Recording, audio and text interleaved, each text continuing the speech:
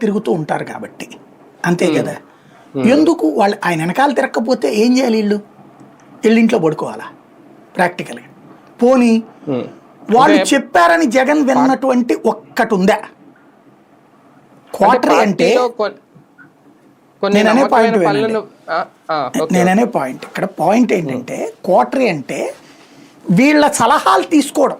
ఏదైనా పని చేసేటప్పుడు జగన్ కానీ చంద్రబాబు కానీ నాయకులు సలహాలు తీసుకుంటారా? పార్టీలో ఫ్రాంక్గా మాట్లాడుకుందాం.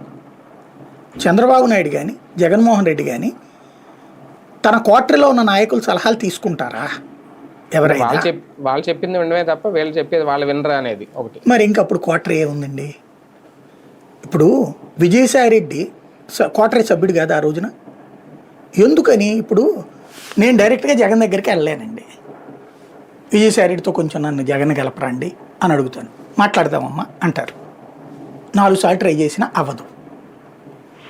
అప్పుడు విజయసాయి రెడ్డి వేస్ట్ అంటాం, మనం సజ్జల రామకృష్ణారెడ్డి ఎట్లా అంటాం, అవ్వలేదంటాం. మనం జగన్ని తిట్టుకోము ఇక్కడ, వీళ్ళని తిట్టుకుంటాం అంతే. అసలు కారకుడెవడు? ఆయన ఒప్పుకుంటానంటే వద్దంటారు వీళ్ళు. లేదా ఒక ఓటా ఇవ్వచ్చు, నువ్వు ముగ్గురిని గెలుపు, నువ్వు ముగ్గురిని గెలుపు అని. అట్లా ఏమన్నా ఇచ్చారా వీళ్ళకి వెసులుబాటు? లేదు కదా.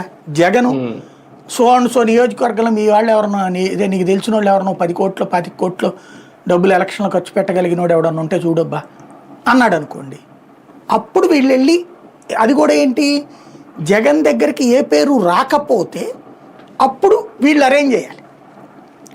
లేదా సో ఒక నియోజకవర్గానికి సంబంధించిన నాయకుడు, నా దగ్గర 50 కోట్లు 100 కోట్లు ఉంటాయి సార్, మీరు ఇదిగో ఖర్చులకు 1 కోటో 2 కోట్లు అట్టు పెట్టుకోండి సార్, నా పేరు జగన్ గారి దేవ్ గారు చెప్పండి, రేపు పొద్దున ఎలక్షన్స్లో నాకు టికెట్ ఇవ్వమనండి, నేను 25-30 దాకా ఖర్చు పెట్టుకుంటానని చెప్పినప్పుడు ఈ డబ్బులు తీసుకుని జగన్ దగ్గరికి వెళ్ళి, అతను మంచి సబ్జెక్ట్ ఉన్నాడు, ఇంత డబ్బులు ఉన్నాయి అతని దగ్గర, అతనైతే పనికొస్తాడు అని చెప్పితే అది క్వార్టరీ.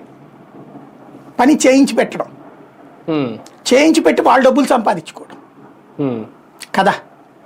ఇది జగన్ దగ్గర ఎవరన్నా అట్ట టికెట్లు తెప్పించుకోగలిగారా? ఒక్కళ్ళకన్నా. జగన్ అడిగితే అరేంజ్ చేశారు వీళ్ళు కార్పొరేట్